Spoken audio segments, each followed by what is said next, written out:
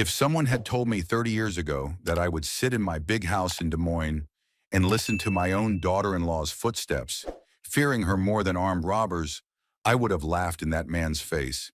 But here I am, Ezra Winthrop, 68 years old, sitting in a chair by the window, pretending to read the newspaper while my ears are up. My Linda died 5 years ago. Pancreatic cancer, quickly and mercilessly. We lived together for almost 40 years. Raised a son, Decker. The boy was always strange. He didn't inherit my hard work or my mother's kindness. But hell, he was our only child. Since Linda's gone, I've been living alone in the house we bought 20 years ago. Big, two-story, with 4 bedrooms and a spacious backyard. It now feels empty and humming. Who would have thought a long-haul truck driver could afford a house like this?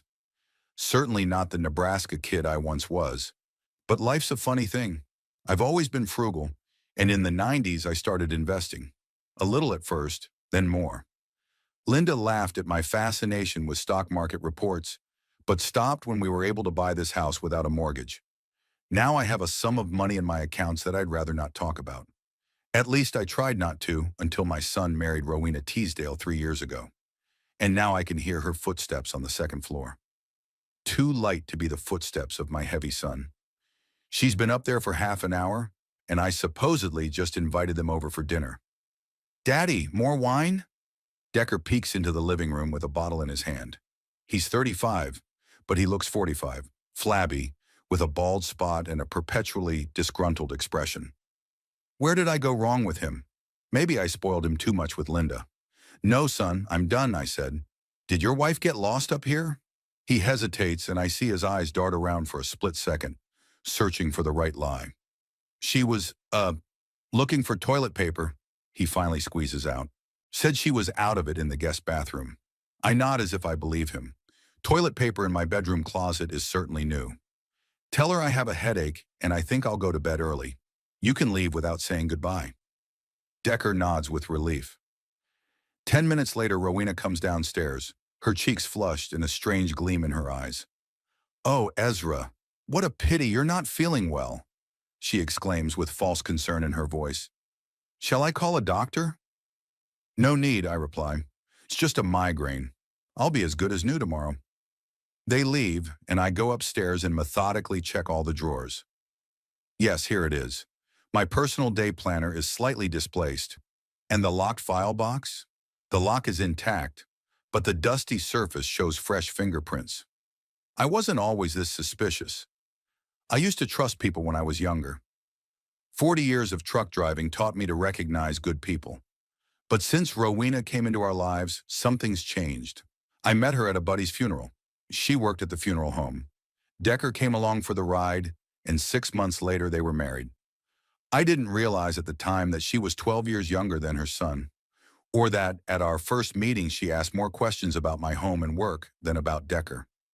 2 months after the wedding, her mother, Doris, burst into our lives. Skinny, with a hooked nose and a tenacious gaze, she reminded me of a vulture. "I'm going to live nearby to help the young ones," she declared when she moved into an apartment 2 blocks from their home. From then on, helping meant sticking her nose into my financial affairs. Decker never showed any interest in my investments. Before he got married, he made a few odd jobs at auto repair shops and construction crews. After the wedding, Rowena helped him get a job at an insurance company. It wasn't great, but at least there was some stability. I was even glad, though I suspected something wrong when they bought a house. Obviously not on their income. "The bank gave good terms," Decker said. I didn't believe it, but I kept silent. Last summer I'd had a minor surgery. Nothing serious, just gallstones. But Rowena suddenly started coming over more often, bringing me food, offering to help with chores. Decker usually stayed in the car, staring at his cell phone. One of those days I found her in my office, looking through my papers. "Looking for an insurance form," she explained without blinking an eye. "Decker wanted to verify the details of your policy." My policy was in the top drawer of her desk, and she was digging through a folder of bank statements. I pretended to believe her, and the next day I installed a lock on my office door and a security camera in the corner of the room. Sometimes I think I'm crazy. Maybe it's senile paranoia. But then I catch Rowena's gaze when she thinks I can't see, cold, appraising, like an auctioneer's at an auction. And her mother is no better. When we get together for family dinners, Doris keeps bringing up how hard life is in retirement. "Ezra, you're so lucky to have money," she says with an ill-concealed envy in her voice. "A lot of people my age are struggling to make ends meet." Then she pauses, clearly expecting me to share the secrets of my financial well-being.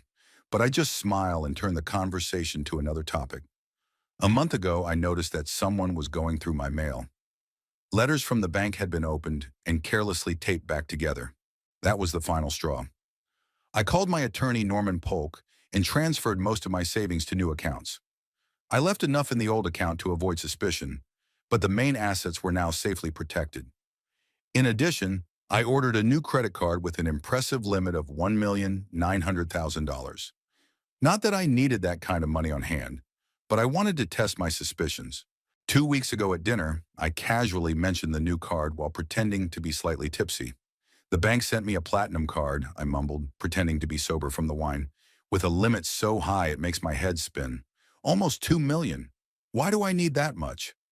I noticed Rowena and Doris exchanging quick glances. They had the same spark in their eyes. Greed. "Ezra, but it's dangerous," Doris exclaimed with feigned concern.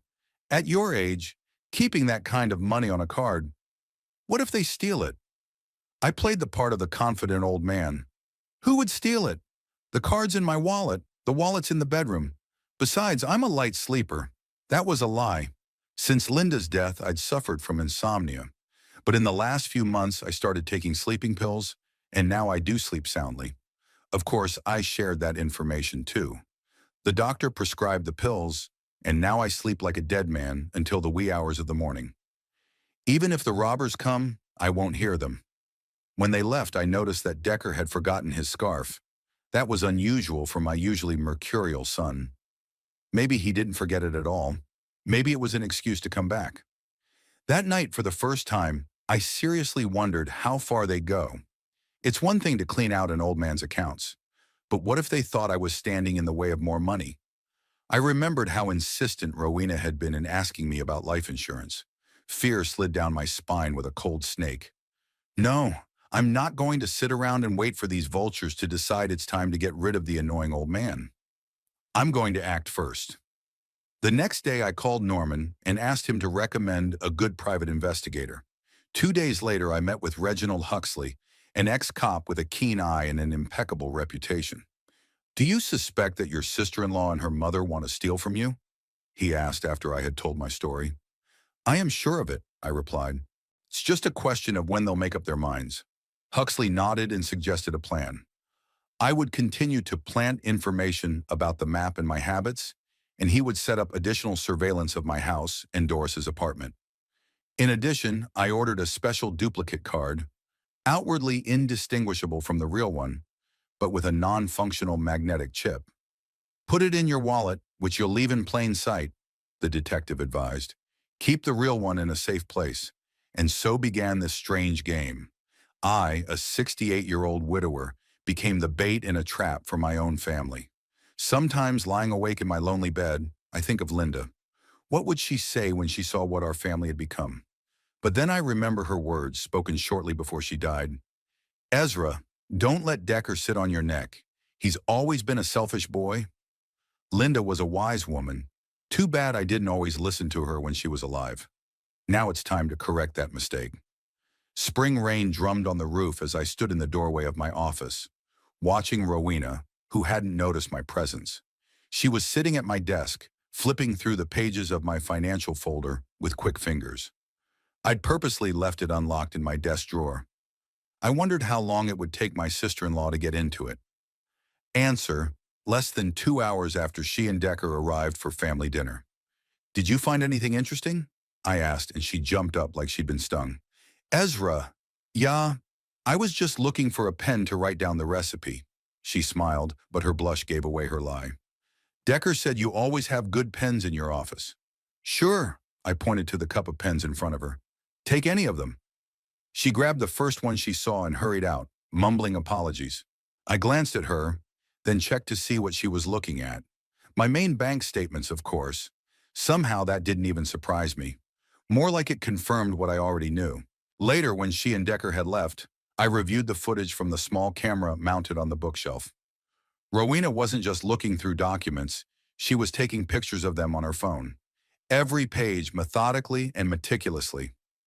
3 days later, I received another confirmation of my suspicions.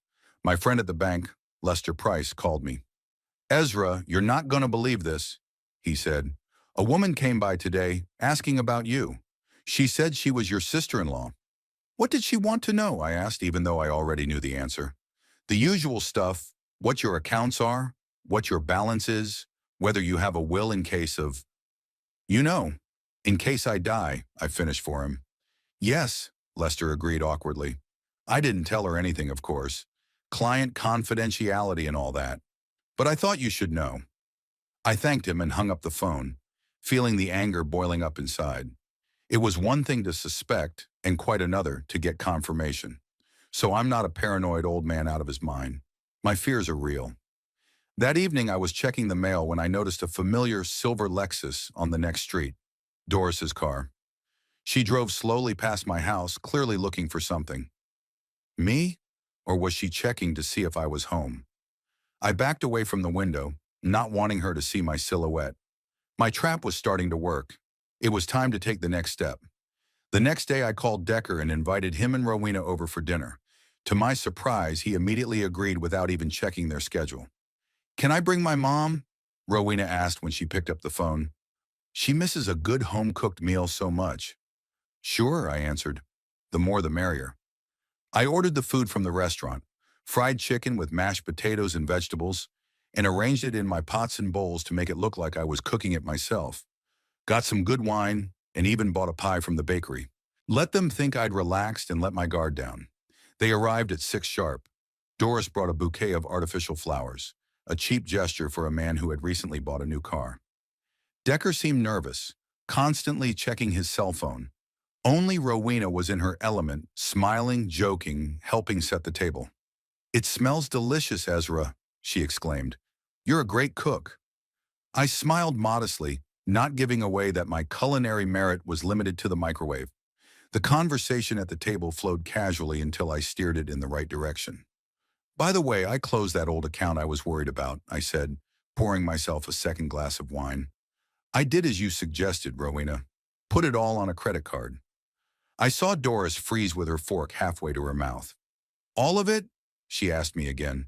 "You mean the whole 1,900,000? "Yeah," I pretended to be a little drunk. "The bank even offered a special safe for the card." "But why? It's safe at home." Decker choked on his wine. Rowena threw her mother a warning look. "Papa, but it's not safe," my son began. "What if someone climbs up to you?" I laughed. "Into my house? With the security system I installed after your mother died?" I deliberately lied. I didn't have any special system, but let them think otherwise. "Besides, I don't sleep at all now." "What do you mean?"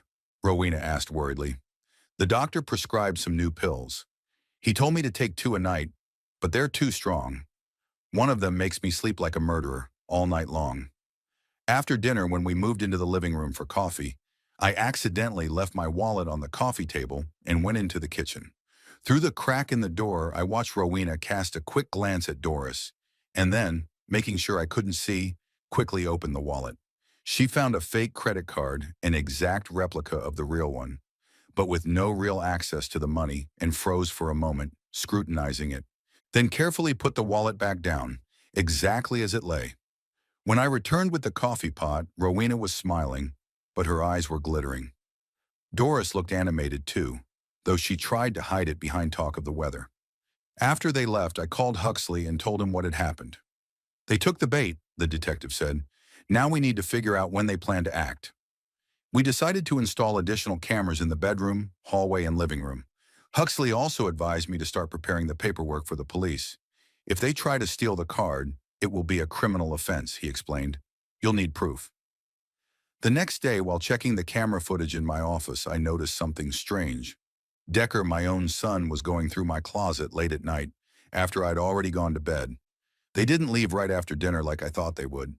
They came back on some pretext, and while Rowena distracted me with conversation, Decker slipped into the study. What was he looking for? I watched the tape a few times and realized he was checking for the security system I'd lied about at dinner. Checking the corners of the room, examining the windows, even tapping the walls. Thank goodness I'd installed a hidden camera behind the books where he hadn't realized to look. 3 days later, Rowena called with an unexpected proposal. Ezra, Decker and I were thinking, why don't you move in with us? Her voice sounded caring, but I could hear the fake notes. Your house is so big, it's hard to maintain. We have a spare room, very cozy. I almost laughed into the phone. Do they really think I'm that naive? Thank you, dear, but I'm used to my home, I answered. Besides, the doctor says it's good for me to take daily walks in my garden. But you're all alone, she insisted. What if something happens? I'll be all right, I assured her. I'm not as decrepit as I look. After that conversation, I decided it was time to be more decisive. Huxley agreed to watch my house for a few nights. We installed a remote-controlled alarm system. I could turn on all the lights in the house at the touch of a button on a key fob I always carried in my pajama pocket. A week later, I intentionally gave them new information. After inviting Decker to lunch at the cafe, he came alone. Rowena was sick. I told him about my plans for the next month. I'm going to visit an old friend in Denver, I said, for a week or two. The house will remain empty, but I'm not worried. Like I said, the security system is solid. Decker visibly perked up. When do you plan to leave? Next Friday, I answered. But first I want to put some cash in the safe at home. You know, just in case. His eyes glittered, but he quickly pulled himself together. Reasonable, he said. But isn't it too dangerous to keep cash at home? It's safe in the safe, I shrugged. Besides, no one knows about it but you. And I'm the only one who knows the code. When we said goodbye, Decker hugged me tighter than usual. I felt him pat my jacket pocket where my wallet usually was. Was he checking? Or was he looking for my house keys? Either way, he left with nothing. Back at home, I checked my messages. Huxley called twice. I called him back. We've got some interesting news, the detective said without preamble. Doris withdrew a large sum from her savings account. She also bought airplane tickets to Cancun for 3 people. The departure date is next Saturday. Cancun, I questioned. Mexico? That's right. A country without an extradition treaty with the United States, Huxley said. Convenient if you plan to escape with a large sum of money. So the plan was becoming clear. They were going to steal my credit card, cash out the money, and flee to Mexico. And they wanted to do it before I supposedly left for Denver. They were probably afraid I'd find it missing and block the card before they could use it. I thanked Huxley and hung up. Then I called Norman Polk, my lawyer, and asked him to come over tomorrow night. Is it urgent? He asked. I think my son and his wife are going to try to steal from me tonight or tomorrow, I said calmly, as if I were discussing the weather. I want you to be here when it happens, and bring the disinheritance papers we talked about. There was silence on the other end of the line. Ezra, are you sure? Absolutely, I answered. They bought tickets to Mexico for Saturday. I think they're coming tonight to pick up the map. Norman took a deep breath. I'll be at your place at 9. Ezra, I'm so sorry. I hung up the phone and walked to the window. The sun was setting, coloring the Des Moines sky red. Red like the anger I felt, not just toward Rowena and Doris, but toward my own son. How could he have fallen so low? What had Linda and I done wrong? I pushed those thoughts away. Now was not the time for self-examination. I had to get ready for the night. I checked all the cameras, made sure the alarm system was working. I put the fake credit card in my wallet and left it on the nightstand by the bed, in the most visible place. I had hidden the real card in a safe place a long time ago. Then I took an empty packet of sleeping pills out of the drawer and put it next to the glass of water. Let them think I'd taken the pills and was fast asleep. Huxley arrived at 8 o'clock, came in quietly through the back door. I escorted him into the kitchen, where he wouldn't be visible from the hall. Sit here, I said. When you hear me turn on the lights, come out and record everything on the tape recorder. The detective nodded and pulled out a small digital recorder. What if they don't show up today? They will, I said confidently. I know them. They won't miss an opportunity like this. At 9 o'clock, Norman arrived with a briefcase full of documents. I showed him the same way and sat him down next to Huxley. "Ready for the show?" I asked my old friend. Norman shook his head. "I never thought I'd live to see it." "Your son, Jesus, Ezra." I patted him on the shoulder. "So did I. But we deal with what we have, not what we wish we had." At 10, I went up to the bedroom, changed into my pajamas, and lay in bed with a book. Listening to every rustle, I waited. Somewhere in the back of my mind there was a faint hope that I was wrong, that my son was not a traitor, but just a weak man who had fallen under bad influence, that all this preparation would turn out to be the vain paranoia of a lonely old man.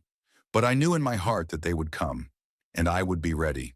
The hands of the clock had passed midnight when I heard it, the quiet creak of the back door. They had come, just as I'd anticipated. Lying in bed with my eyes closed, I listened to the sounds in the house I knew like the back of my hand. Every creaky floorboard, every loose door could give away the intruders. But they moved carefully, too carefully for ordinary thieves. They knew where to tread to keep their footsteps quiet. They knew the layout of the house. Of course they did. They'd been here dozens of times. Norman and Huxley were waiting in the kitchen, following my plan. I had my alarm fob under my pillow and a real credit card in my pajama pocket. The fake one rested in my wallet on the bedside table, like bait in a mousetrap. Footsteps on the stairs, light, almost inaudible. Then a muffled whisper in the hallway.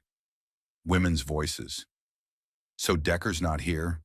Or is he waiting outside in the car?" I made a mental note to ask Huxley later. "Shh," one voice hissed. "Definitely Doris. If he wakes up, it's all gone." "He won't wake up," replied another, Rowena. "The pills he's taking will kill the horse too." I had to suppress a chuckle. The pills they were talking about were lying peacefully in my safe. The empty package on the nightstand was just a prop in my little play. The door to the bedroom slowly opened. A slit of light from the hallway fell to the floor, then disappeared. They'd shut the door behind them. I could hear their breathing, feel their presence. They stood at the threshold, probably checking to see if I was really asleep. I sniffled lightly, mimicking a deep sleep. 37 years of truck driving had taught me to doze off in even the most uncomfortable positions and circumstances. Pretending to be asleep wasn't hard. "Look, the wallet's right there," Rowena whispered. Footsteps, more confident now, approached the bed. I could feel their presence close by, but I kept my breathing steady, not giving myself away in the slightest. "Grab it and let's go," Doris said hurriedly. "Wait, let's make sure the card's inside." There was the rustle of a wallet being opened, then a quiet, exultant sigh. "There it is," Rowena's voice shook with excitement. 1,900,000. "My God, with that kind of money we could live like kings," Doris said in an almost normal voice, not a whisper. "Quiet, Mom.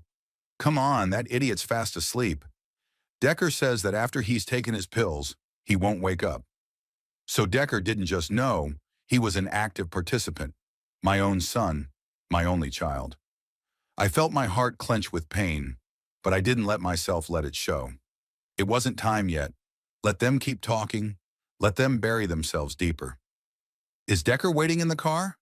Rowena asked. "Yes, the engine's running. As soon as we get out, we're going straight to the ATM to withdraw cash. Then we'll go home and get our stuff and go to the airport. The old man won't even notice it's missing until tomorrow morning," Rowena chuckled. "We'll be in Cancun by then." "Get the map and let's go." Doris sounded impatient. "Wait," Rowena sounded doubtful. "Shouldn't we check his safe? Decker said his father kept cash in there." "There's no time. It's easier to use the card. Besides, we don't know the combination." "Shomon. I think he wrote it down somewhere. That's what people his age always do. They're afraid they'll forget." A rustle. They started rummaging through the drawers of the bedside table. "Nothing," Rowena said disappointedly. "Right, let's get out of here. The map is already a fortune." "I can't believe he kept almost 2 million on the card," Doris snorted. "What an idiot. The idiot who's going to make us rich." Rowena's voice was filled with schadenfreude. "The old fool won't even realize what's happened." They moved toward the door. I could almost feel their jubilation, their confidence in their success. It was time to shatter their illusions. As soon as the bedroom door closed behind them, I slid silently off the bed and pulled out my keychain. I waited a few seconds, giving them time to step out into the hallway and press the button. The effect was exactly as I had planned. The whole house was instantly flooded with bright light. Every lamp, every light fixture turned on at once. From the bedroom, I heard two startled shrieks. I stepped out into the hallway and saw them, frozen like deer in the headlights. Rowena held my wallet in her hand, her mother standing next to her, palm pressed to her mouth. Their faces turned pale with shock when they saw me, fully dressed, awake, and very much awake. "Good evening, ladies," I said calmly. "Or is it night already?" "Late night, I see." "Ezra!" Rowena tried to smile, but it was only a pathetic grimace. We were just worried about you. We heard some noises, so we thought we'd check." "Check the contents of my wallet?" I raised an eyebrow. "No, no," she tried to put it behind her back. "It's a misunderstanding." At that moment, Huxley came out of the kitchen with a recorder in his hand. "This idiot is fast asleep," came Doris's voice from the speaker of the device. "Decker says he won't wake up after the pills." Doris's face twisted in horror. She opened her mouth but couldn't utter a word. Following the detective came Norman, carrying a briefcase. His usually friendly face was cold and stern. "Ladies, let me introduce myself," Huxley said. "Reginald Huxley, private investigator. Over the past 2 weeks, I have gathered ample evidence of your intentions to steal from Mr. Winthrop." "That's absurd," Doris exclaimed, finally finding her voice. "We've done nothing of the sort. You have no right to. You are in a private house without the owner's permission, at 1 o'clock in the morning, with his wallet in your hand." Huxley interrupted her. "And you've just confessed on tape your intention to steal a large sum of money. I have every right imaginable." Rowena finally realized the gravity of the situation. Her fake smile disappeared, giving way to cold calculation. "It's your word against ours," she said. "There's no evidence that we wanted to steal anything." I pulled a real credit card out of my pocket and waved it in front of their faces. "Looking for this one?" I asked. "I'm afraid the one you took is a fake. The magnetic chip doesn't work." But it was a nice try. Rowena dropped her wallet as if it were suddenly red hot. "Look, Ezra," she started in a pleading tone. "It's not what it looks like. Mom and I just wanted to—" "Spare me." I held up my hand, cutting her off. "I've heard enough. Where's Decker?" She stopped talking, biting her lip. "My son," I insisted. "Where is he?" "In the car," she answered reluctantly. "Waiting for us." I nodded to Huxley, and he pulled out his cell phone. "I saw the car outside," the detective said. "A blue Ford, right? Let's check it out." He went outside, leaving us in tense silence. Doris leaned against the wall, suddenly 10 years older. Rowena stood with her arms crossed over her chest, clearly considering her options. Norman coughed. "Allow me to introduce myself," he said. "Norman Polk, Mr. Winthrop's attorney. In my briefcase are the documents that disinherit Decker Winthrop. I've also prepared a police report for attempted aggravated theft." "You wouldn't dare," Doris hissed. "We're family." "Family?" I grinned bitterly. "Family doesn't steal from each other, Doris. A family doesn't plan to rob an old man and run off to Mexico." "Mexico?" she asked with feigned surprise. "What a load of crap." "3 tickets to Cancun for Saturday," I said. "Funny coincidence, isn't it?"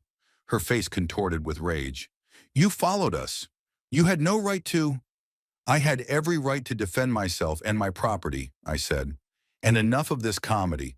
I know all about your plans, how you photographed my bank records, how you questioned my accounts, how you calculated the timing of the theft." At that moment, Huxley returned, leading Decker with him. My son looked both frightened and furious. "He tried to leave when he saw the lights in the house," the detective explained. "But I stopped him in time." "Dad, what's going on?" Decker tried to feign bewilderment, but it didn't work. "Why did that man grab me?" "That's enough, Decker," I said tiredly. "Game over." I pressed another button on the key fob, and a small screen lit up on the wall in the hall. It showed the image from the camera in my bedroom.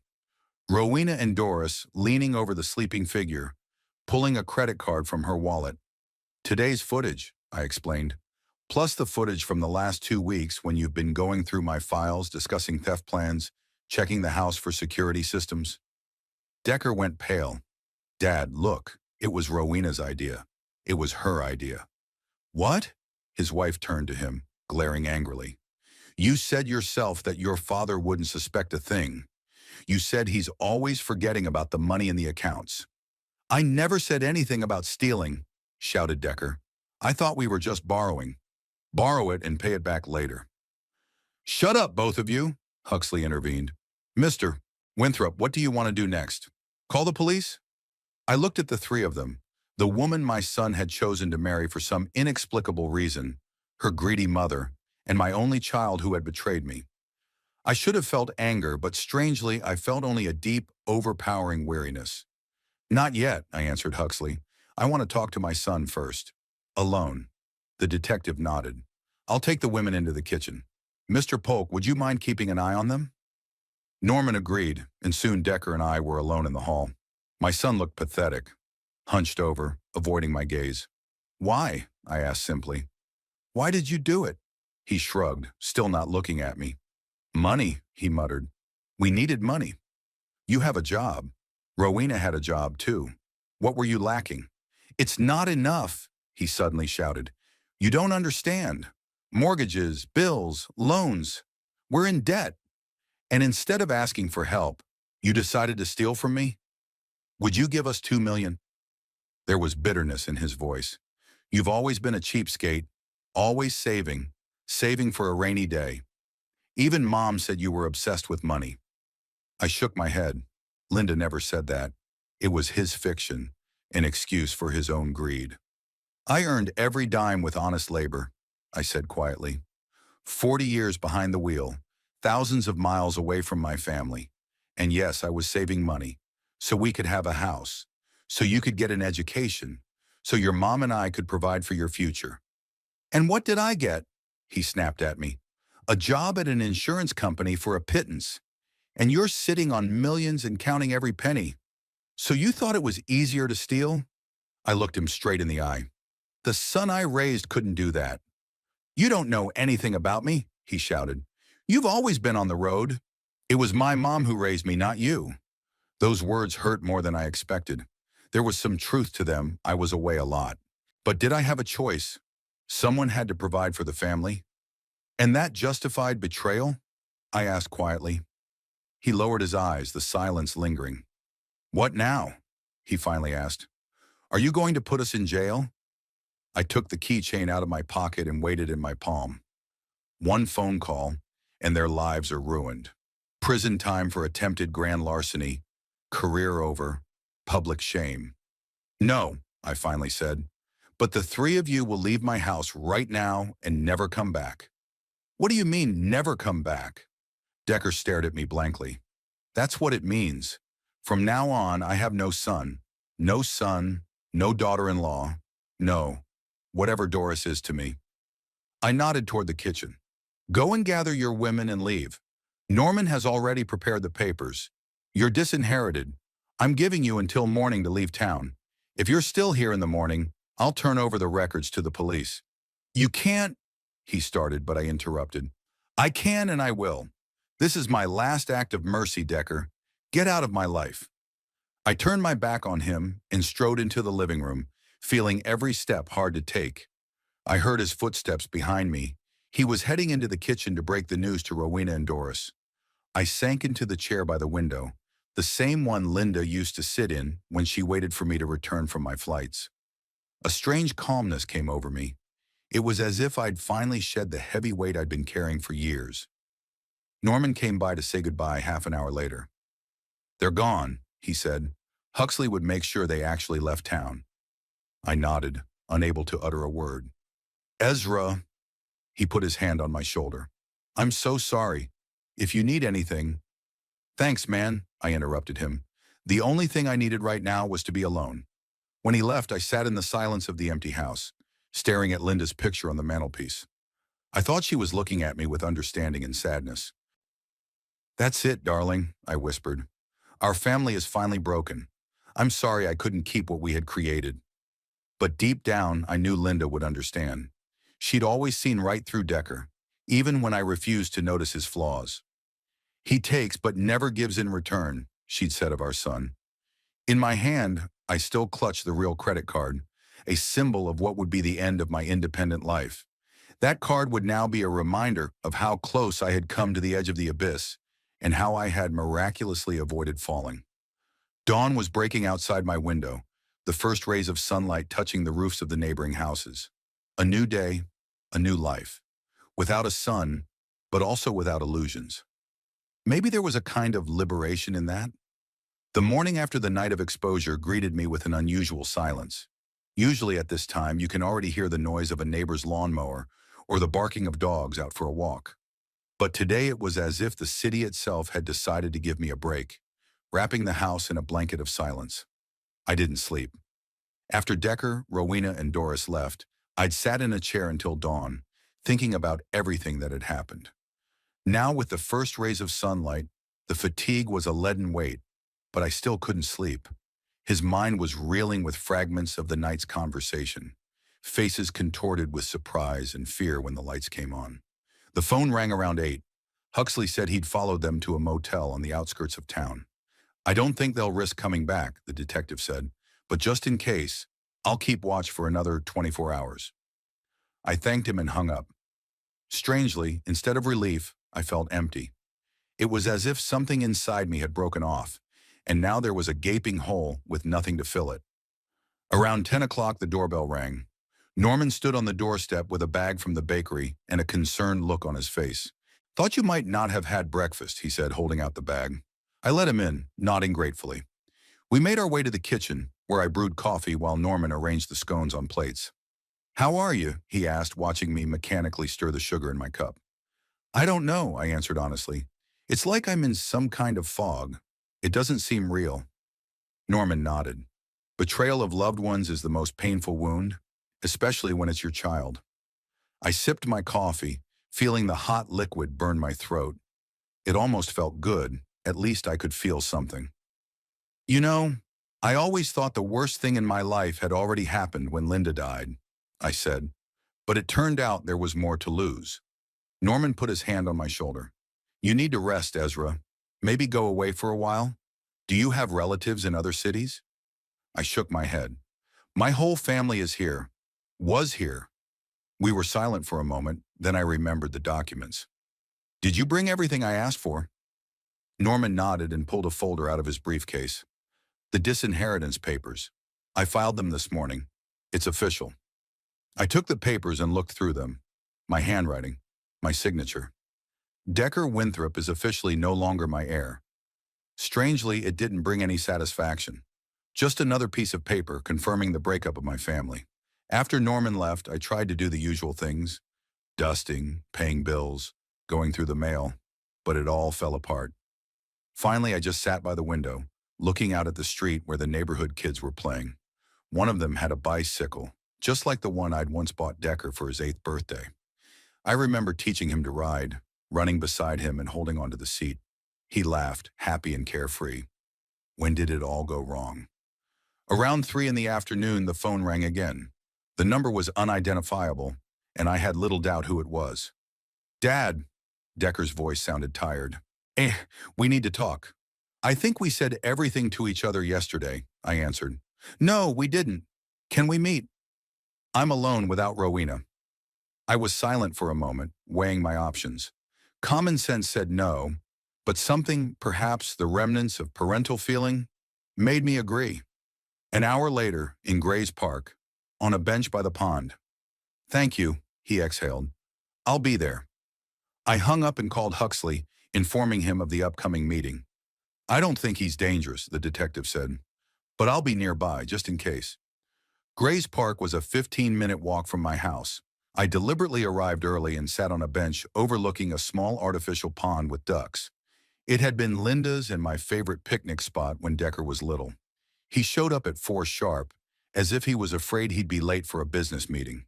He looked bruised, dark circles under his eyes. He sat down next to me, leaving enough room for one more person between us. "Thank you for coming," he began without looking at me. I remained silent, waiting for him to continue. "What happened yesterday?" He hesitated. "It was all misunderstood." "Was it?" I raised an eyebrow. So I misunderstood when I saw your wife and mother-in-law steal my credit card? No, it's... He swallowed. Look, Dad, we were desperate. We have a huge amount of debt. Mortgages, loans. Rowena lost her job 3 months ago, but she didn't want to tell you. So you decided to steal from me? We wanted to borrow, he exclaimed. Take the money, solve the problems, and then gradually pay it back. You wouldn't even notice. I shook my head. Decker, you bought tickets to Mexico. That doesn't sound like a borrow and payback plan. He lowered his eyes. It was Rowena's idea, and Doris. They said we should go away for a while things settle down. And you just complied, of course, I said bitterly. It's always someone else's fault, isn't it, son? Rowena, Doris, circumstances, never you. He raised his head, anger in his eyes. It's always you, always judging, never trying to understand. Do you think it's easy for me? You think this is the life I wanted? What kind of life did you want? I asked quietly. Your mother and I gave you everything we could. A good home, an education, support. What were you missing? You, he shouted. You were missing. You were always on the road, always working. And when you got here, you were either asleep or working on your goddamn investments. I felt something tighten in my chest.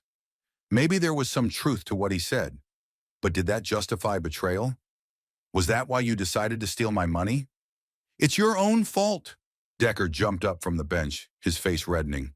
You manipulated us, setting traps, spying on us. What kind of normal father does that? What normal son plans to rob his own father? I retorted. I hate you, he hissed. I always have. You're a cold, calculating old man who loves money more than his own son. The words hit me harder than I expected. A lump formed in my throat, but I forced myself to stay calm.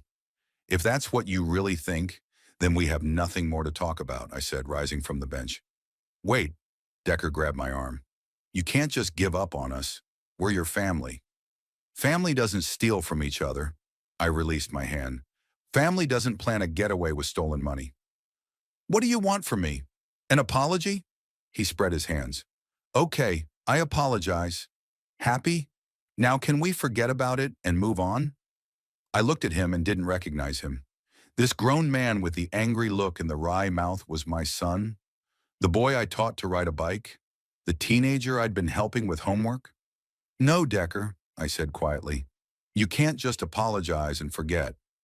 Some actions can't be undone. Some words can't be taken back. So what now? He crossed his arms over his chest. You gonna keep us on the hook for the rest of our lives? Blackmail us with the threat of the police? I'm not gonna blackmail you. I just want you out of my life. His face contorted with anger. You can't just cut us out. I have rights. I'm your son. Your blood. Blood doesn't make people family, Decker, I replied. Actions do. And your deeds. Your actions have shown me what you've become. I turned to leave, but his next words stopped me. How did you think Rowena knew about your map? He sounded gloating. I told her. I knew all about your money. Mom told me everything before she died. I turned around slowly. What did you say? Mom, he repeated defiantly. She knew you were hiding things from her. And before she died, she opened my eyes to your machinations. Don't you dare involve your mother, I said, steel in my voice. Linda would never have approved of what you did. You didn't know anything about her, he shouted. She tolerated you, but she didn't love you. How can you love a man who's always traveling and obsessed with money? I stared at him, feeling a cold rage growing inside. He was desecrating Linda's memory, using her name to justify his actions. That's enough, I said quietly but firmly. I never want to see you again. Never again. Dad! No. From now on, I have no son. I've cut you out of my will, and you're out of my life. His face turned white. You can't. You're going to regret this. I shook my head. The only thing I regret is not seeing what you've become sooner. Goodbye, Decker. I walked away without looking back. I could hear him screaming, threatening, cursing behind me. But with every step I took, they got quieter and quieter until they were gone. Huxley was waiting for me on the way out of the park. Is everything all right? He asked, looking at my face. No, I answered honestly, "But it will be." We walked slowly down the street, heading toward my house. The spring day was turning toward evening, and the air smelled of lilacs and freshly cut grass. "You know," Huxley said, breaking the silence, "I've seen a lot of family betrayal in my 20 years of work. It's always hard." I nodded, unable to find the words. "But I've also seen people recover from it," he continued, "building a new life, finding new meaning." "It's not so easy at my age," I replied. "When you're 68, starting from scratch, it takes strength." "Maybe," he agreed, "but you have an advantage." "What's that?" "You know who you are. And from what I've seen over the weeks, you're a man with a backbone, Mr. Winthrop. It's easier for people like that to recover." I nodded gratefully, touched by his words. When I got home, the first thing I did was check the answering machine. 5 missed calls, 2 from Decker, 2 from Rowena, and 1 from Doris. I didn't listen to the messages, just deleted them all. Then I went upstairs to the bedroom and opened the closet. On the top shelf was a box of photos. My life with Linda, captured on paper. I pulled it out and sat on the bed, going through the pictures. Here was our wedding. Young, happy, hopeful. There's Decker's birth, a tiny bundle in Linda's arms. First steps, first bike, high school graduation. Moments that seemed eternal, but turned out to be so fragile. I lingered over one picture of the 3 of us at a picnic, just inside Grace Park. Decker's about 10, smiling, showing off his missing front tooth. Linda laughs and I hug them both, looking at the camera with pride. What happened to that boy in the picture? At what point did he turn into a man capable of betraying his own father? Maybe Decker was right, and I really was too busy working. Maybe I missed something important, missed the first signs of trouble, or was it something else, his own choices, the influence of Rowena and her mother? I looked at the photo, and for the first time all day, I felt a tear roll down my cheek. Not over the betrayal, not over the loss of money. It was the loss of a son I may never have truly known. The doorbell rang, snapping me out of my musings. Norman was there with a bottle of whiskey. "Decided you shouldn't be alone tonight," he said. I let him in, grateful for the company. We sat in the living room drinking whiskey and talking about the past, the times when we were young, our wives, our children. Norman didn't mention what had happened, and I was grateful to him for that. When he left well past midnight, I felt a little better. Not healed, that would take much longer, but at least able to breathe without feeling pain with each breath. The next morning I was awakened by a phone call. It was Huxley. "They're out of town," he reported. "We saw them loading stuff into the car around 6 in the morning. Headed south, probably headed for Texas."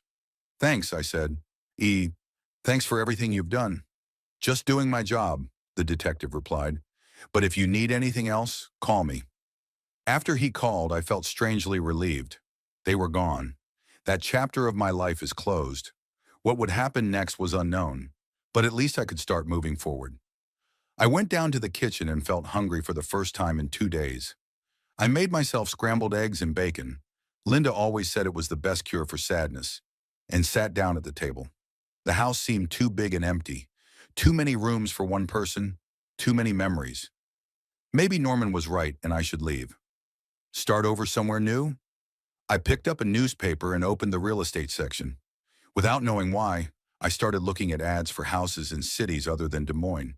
Minnesota's Lake Country, the Oregon coast, the mountains of Colorado. Places Linda and I dreamed of visiting someday, but never got around to it.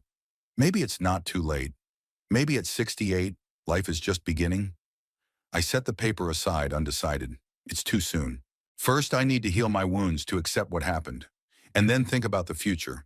But for the first time in these hard days, I felt a glimmer of hope. Perhaps all is not lost. Perhaps, even after such a betrayal, life goes on. The locksmith's doorbell rang at exactly 9 in the morning. I opened it almost immediately. I hadn't slept all night, just sitting in my chair, going through old photographs and trying to figure out when everything had gone wrong. "Mr. Winthrop?" A young guy with a toolbox held out his hand to me. "Brandon from Safe Locks. You paged me?" "Yeah, come on in." I stepped aside to let him in. "I need all the locks replaced. The front, the back, and the garage locks too." Brandon nodded, not asking any questions. Probably seen a lot of cases of people changing locks in a hurry. Divorce, theft, family conflicts, all kinds of reasons. I'll do everything in the best way, he promised, pulling out his tools. A couple of hours, and you'll be as safe as a wall. I left him to his work and went up to the office. Norman had already prepared everything yesterday. The disinheritance petition was officially filed, but there were still a lot of formalities to go through. Signatures, notaries, court. Norman warned that the process could take months. Decker would probably challenge the decision, look for loopholes, feign remorse. I knew I should feel anger. I should want revenge, want them all to get what they deserved. But in a strange way, the anger gave way to a strange numbness, like I was watching my own life from the outside, like a spectator in a movie theater. The doorbell rang again. This time it was Huxley, with a folder under his armpit and a serious expression on his face. "Good morning, Mr. Winthrop." He held out the folder. "All the material I've been able to gather. Camera footage, photos of their actions, evidence of planning the theft. If you decide to go to the police, you're all set." I took the folder, but didn't open it, just put it on the hall table. "Thank you, Huxley. You did a great job."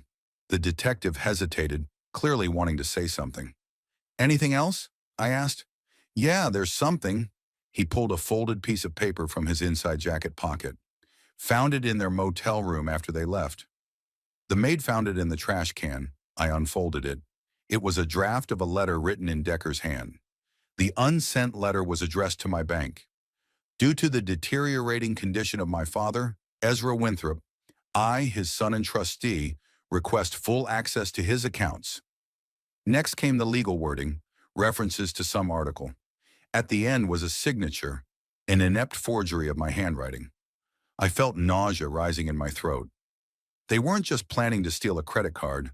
They were planning a full-scale robbery. They wanted to rob me of all my money and make me look like an incapacitated old man. "When did they write this?" I asked, trying to keep my voice steady. "Yesterday or the day before, according to the dates on the motel," Huxley answered. "I guess it was a backup plan in case the map didn't work out." I folded the letter and handed it back to him. "Add it to the rest of the evidence." Huxley nodded, looking at me carefully. "Mr. Winthrop, I don't mean to pry, but you should be careful. People like that can be dangerous, especially when cornered." I chuckled. "Dangerous? My son and his wife. People who are willing to engage in such machinations are capable of many things," the detective replied seriously. "I would recommend that you at least install a serious security system and maybe think about getting away for a while." When Huxley left, I went back into the living room and sat in the chair, thinking about what he'd said. Was it really that serious? Could my own son really be a danger to me? The phone rang, interrupting my thoughts. I looked at the caller ID, Rowena.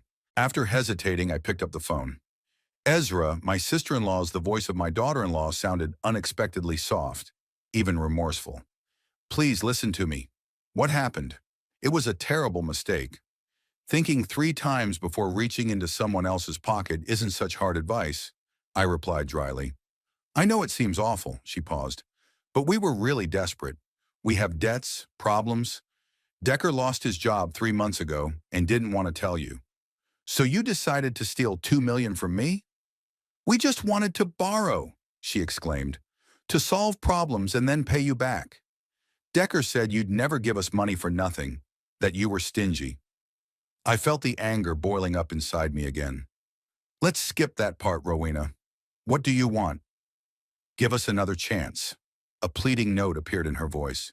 "We've come to our senses. We'll do whatever it takes to make things right."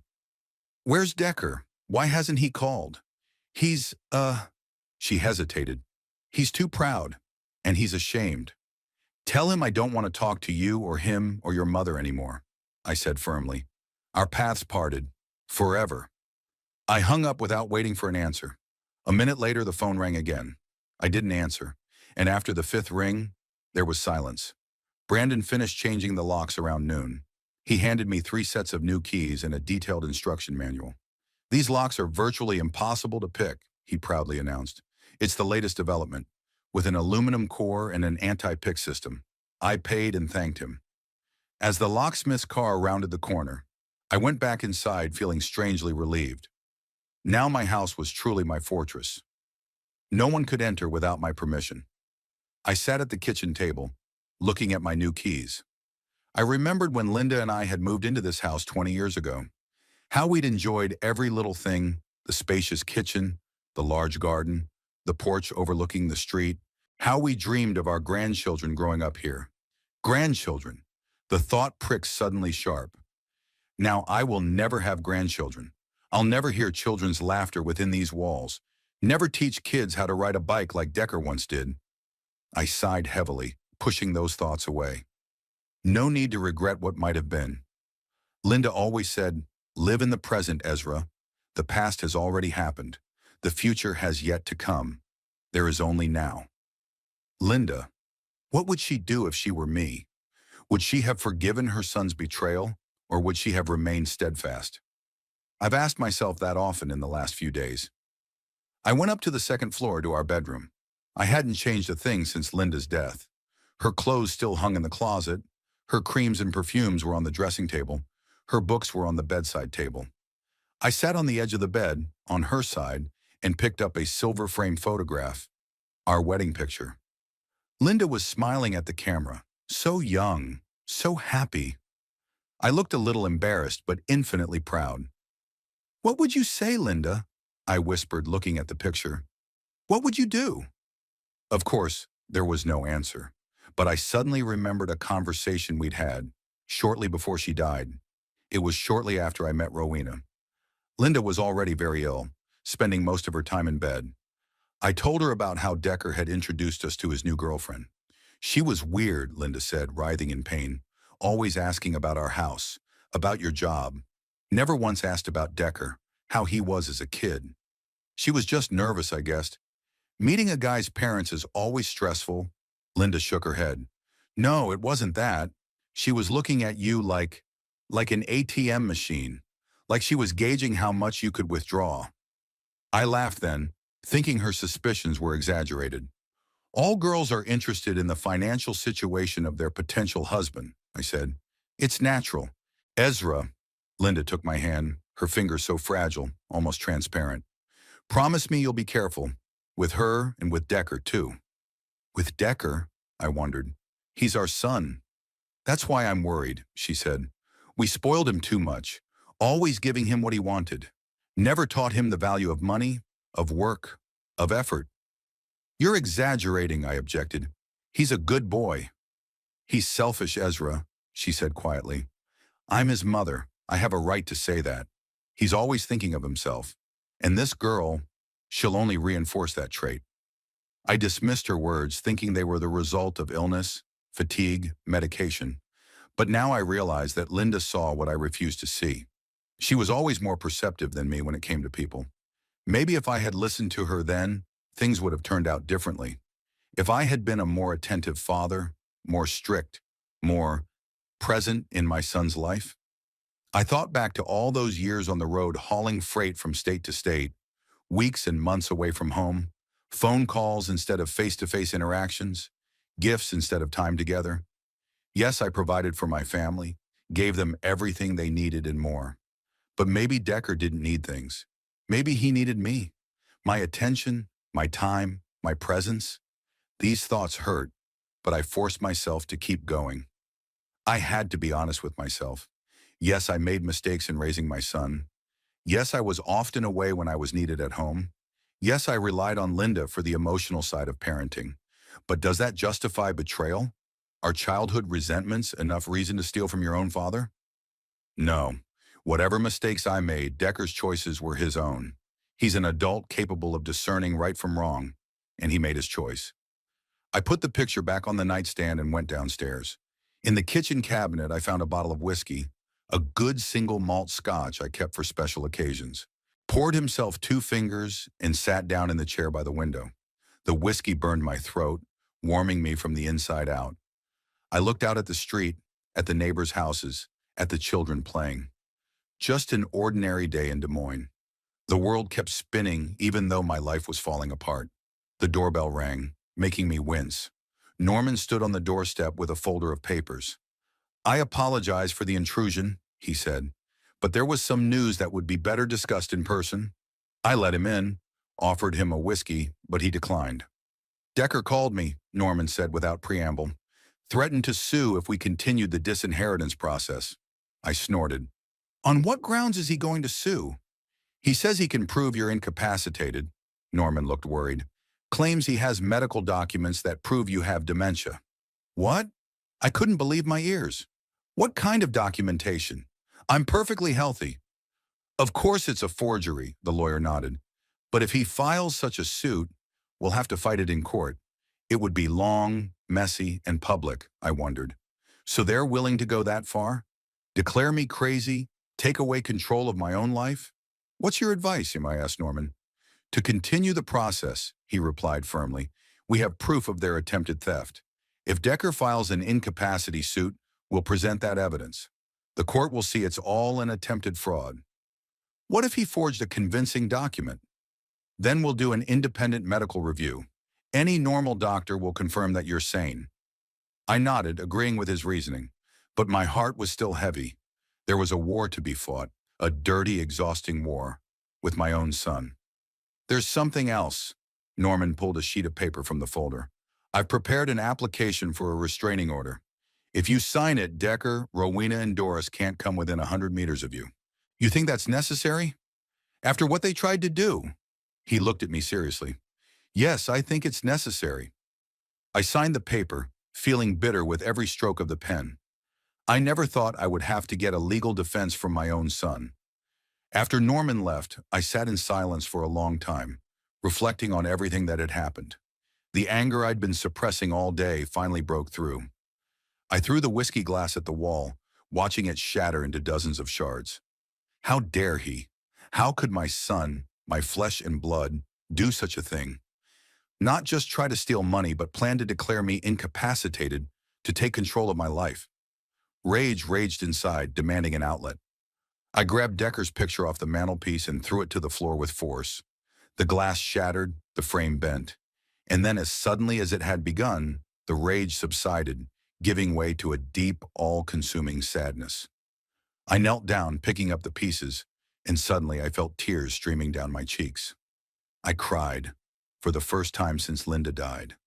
I cried for the son I'd lost, for the grandchildren I would never see, for the family I no longer had.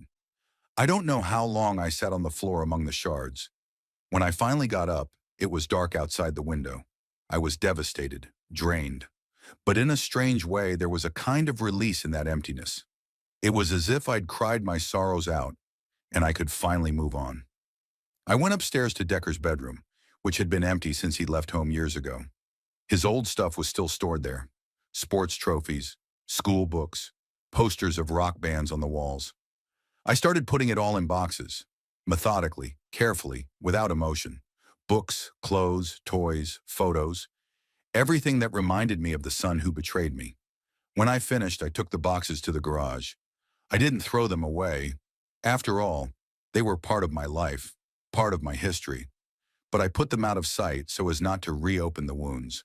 When I got back to the bedroom, I sat down on the bed and took the wedding photo of Linda and me in my hands again. I'm sorry I didn't keep our boy safe, I whispered. I'm sorry I couldn't be a better father. I could almost physically feel her responding. You did the best you could, Ezra. Every man chooses his own path. Yes, I made mistakes. Yes, I could have been more attentive, more present in my son's life. But I loved him. I always have. And I did what I thought was right, providing for my family, building a future. I didn't regret stopping them the night of the theft. I didn't regret the decision to disinherit Decker.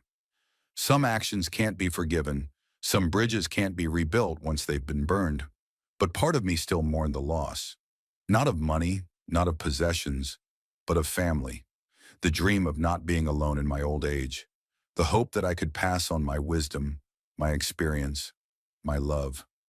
I lay down on the bed without undressing and closed my eyes. For the first time in days, I felt tired, a deep, bone-deep fatigue. Tomorrow would be a new day. Tomorrow I would have to decide how to live my life. But today I could just rest.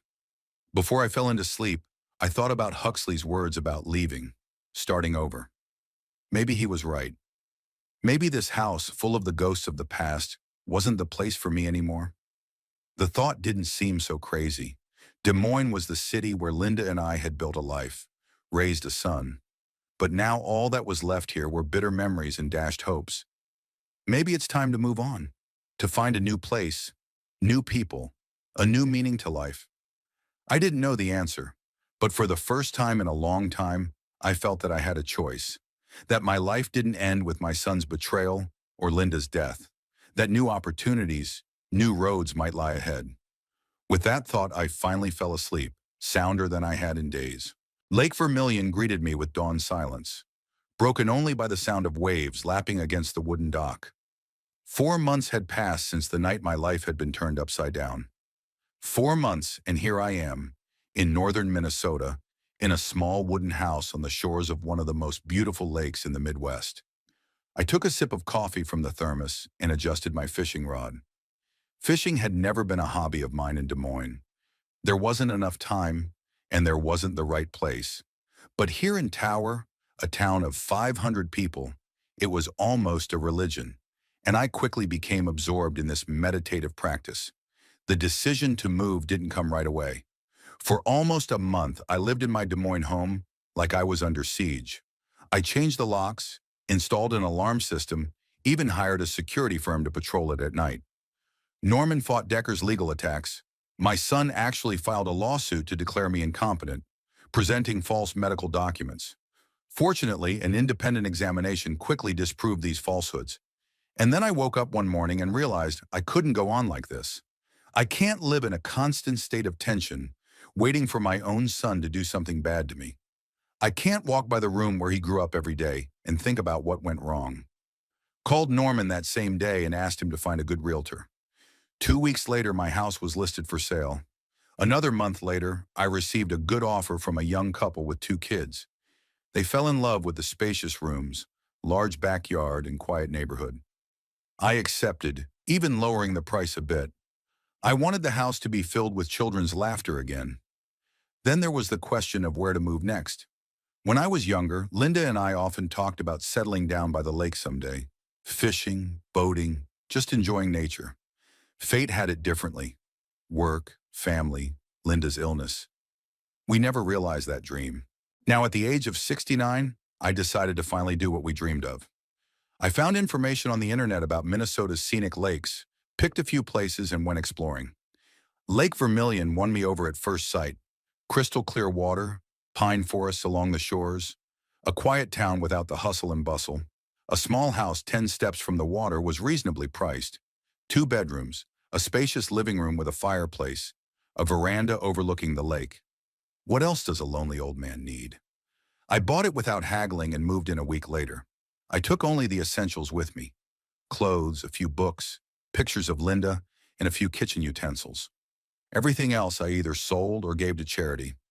I gave Norman power of attorney to handle all legal affairs in Des Moines. He was to give my new address only to those who really needed to know. The bank, the insurance company, the IRS. To everyone else, especially Decker and his wife, I just disappeared. The fish were biting reluctantly that morning, but it didn't upset me. Sitting on the dock, watching the rising sun reflect in the calm water, was peaceful. Here, away from the hustle and bustle, I could finally breathe. "Good morning, neighbor," came a cheerful voice from behind me. "How's the catch?" I turned around and saw Harold Pratt, a stocky 70-year-old man with a long gray beard. Harold was my nearest neighbor. His cabin was a 5-minute walk away. A former forester, he'd lived on the lake for 20 years and seemed to know everything about Vermilion. "Not really," I said, pointing to the empty bucket. "I guess it just wasn't my day." "I just picked the wrong spot," Harold said, sitting down next to me on the dock. "This time of year, the bays are closer to the eastern bay. The water's warmer there." He took a thermos out of his jacket pocket and offered me coffee. I declined, pointing to mine. "How are you settling in?" he asked, pouring himself a steaming drink. Little by little," I answered. "I'm still getting used to the quiet. After the city, it's so quiet." Harold nodded understandingly. "For the first month, I couldn't sleep at all. It was too quiet. Then I got used to it. Now when I go into town, I get a headache from the noise." We were silent for a while, looking at the water. Harold was not an intrusive conversationalist, another quality I appreciated. He could talk if he was in the mood, and keep quiet if he saw that a person was not in the mood for conversation. "Listen," he said after a pause, "me and the boys are going to Fred Johnson's tonight. Cards, beer, talk. Nothing fancy. You want to join us?" I've been thinking. It had been 2 weeks since I'd moved in, but I still kept to myself. I said hello to my neighbors, exchanged a few words at the store or the post office, but I didn't get close to anyone. Old hermit habits die hard. "Come on, Ezra," Harold encouraged me. "You can't sit alone in your cabin forever. It's not healthy." He was right. I moved here to start a new life, not just a new place to be alone. "Okay," I agreed. "What time?" "7 o'clock, Harold brightened. "Do you know the address?" "The White House with the blue shutters, across the street from the church." I nodded. In a small town like this, it was hard not to know where someone lived. The evening at Fred's was exactly as Harold had described it, casual and unpretentious. 6 men my age or a little younger, all local old-timers, welcomed me without question. We played poker, drank beer, discussed fishing, the weather, and the latest town news.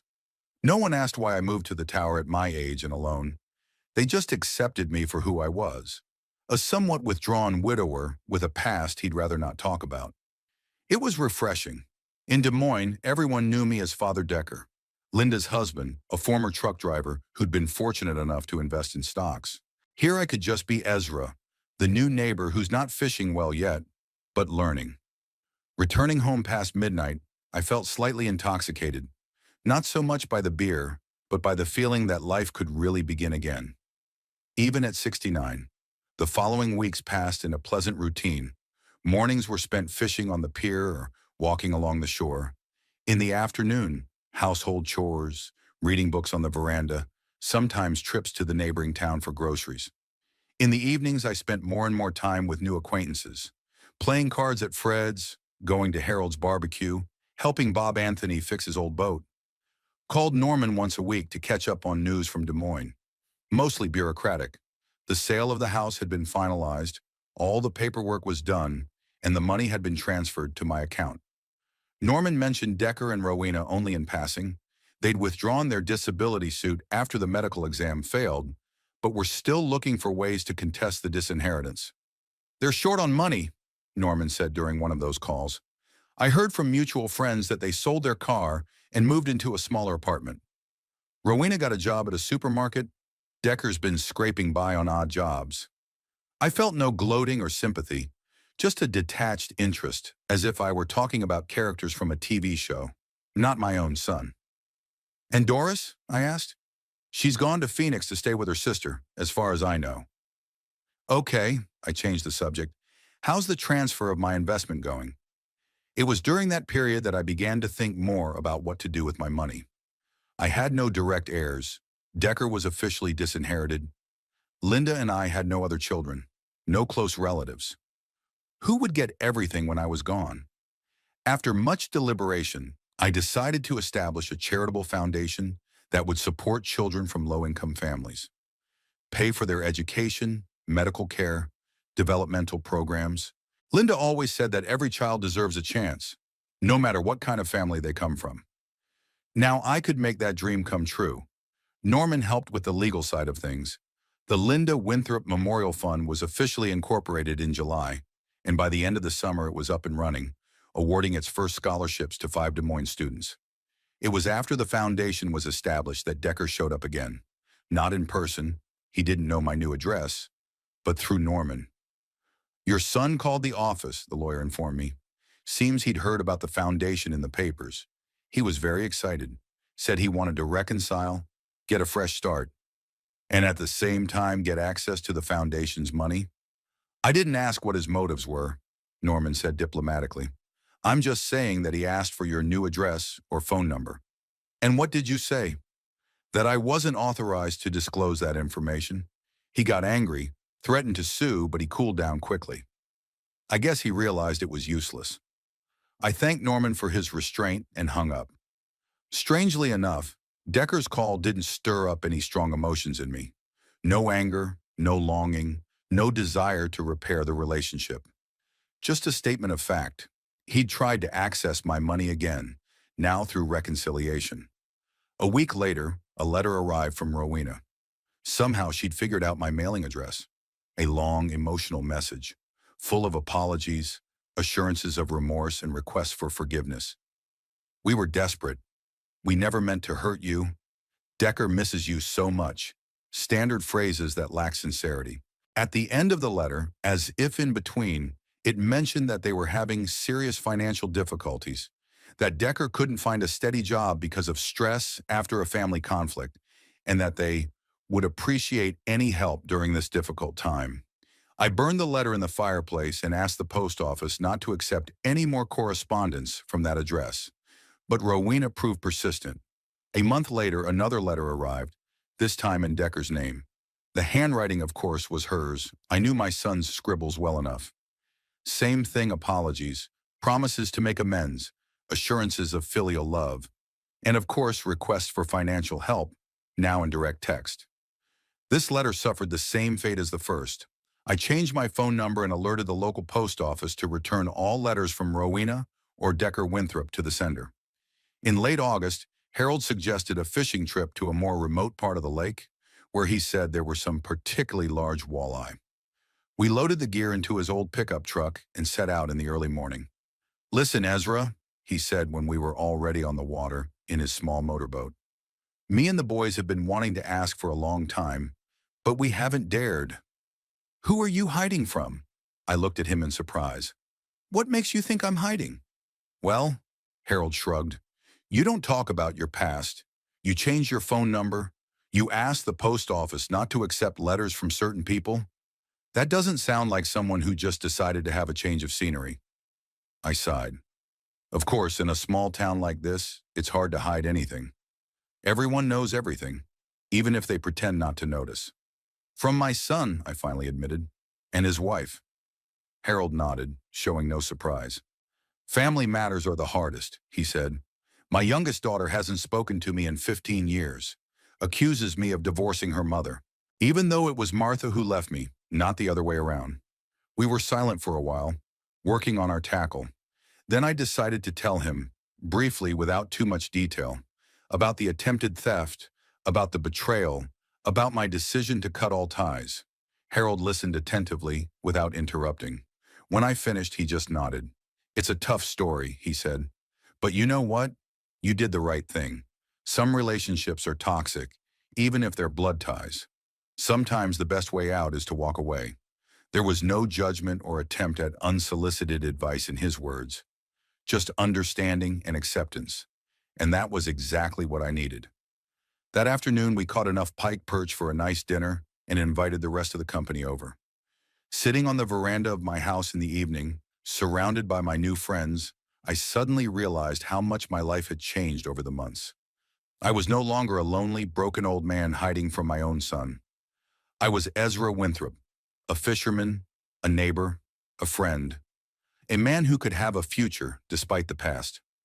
Autumn in Minnesota is a riot of colors, from bright red to golden yellow. The woods around Lake Vermilion became a picturesque canvas that I admired every day from my veranda.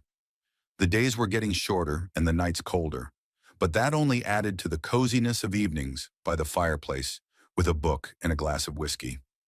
In October, Norman called again with news from Des Moines. "I didn't want to bother you, but I think you should know," he began. "Decker and Rowena were divorced." I gripped the phone receiver tighter. "When?" "Officially 2 weeks ago, but in fact, from what I'd heard, they'd been separated since the summer, after their plans to get your money finally fell through." I didn't know how to feel. Part of me felt gloating satisfaction. They'd betrayed me and paid for it. The other part of me was sad about the way things had turned out.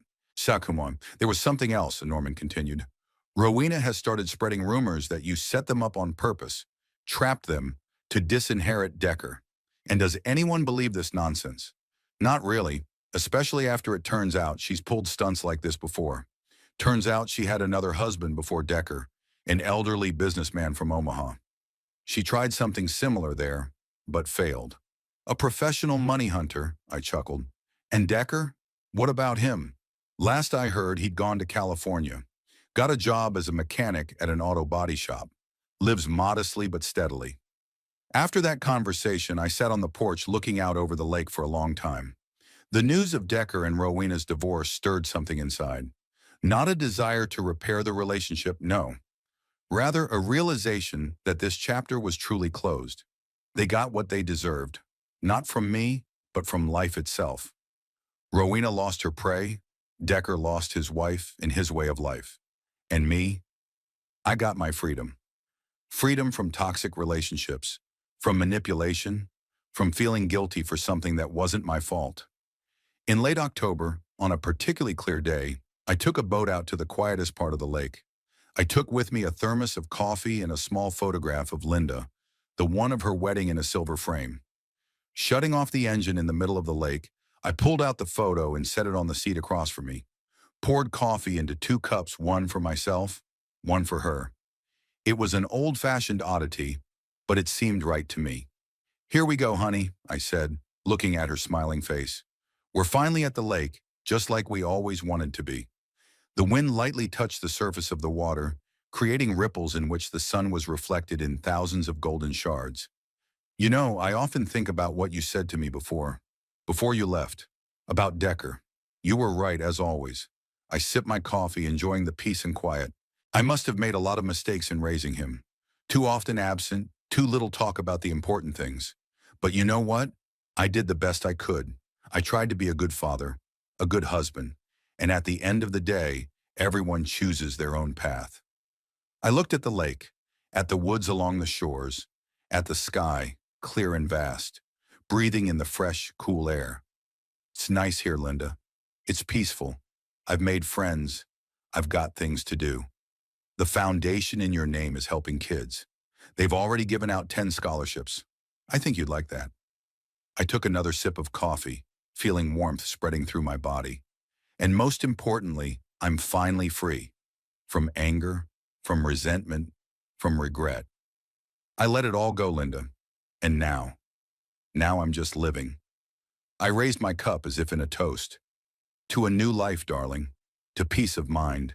To freedom from toxic relationships. A flock of wild ducks flew over the lake, heading south. I watched them go, thinking about how bizarre life is. Who would have thought that at 69 I would start over? That I would find peace and happiness after such a betrayal? And yet it happened. I sat in a boat in the middle of the lake that Linda and I had once dreamed of, and I felt peaceful, like the sun had finally come out after a long storm. "You know what, Linda?" I whispered, looking at the picture. "It's gonna be okay. I'm okay. I'm finally okay." I started the motor and steered the boat toward shore, toward my new home, toward my new life. There were many more days ahead on this lake, many evenings by the fireplace, many conversations with friends. And it was a good prospect. It was the life I had chosen for myself.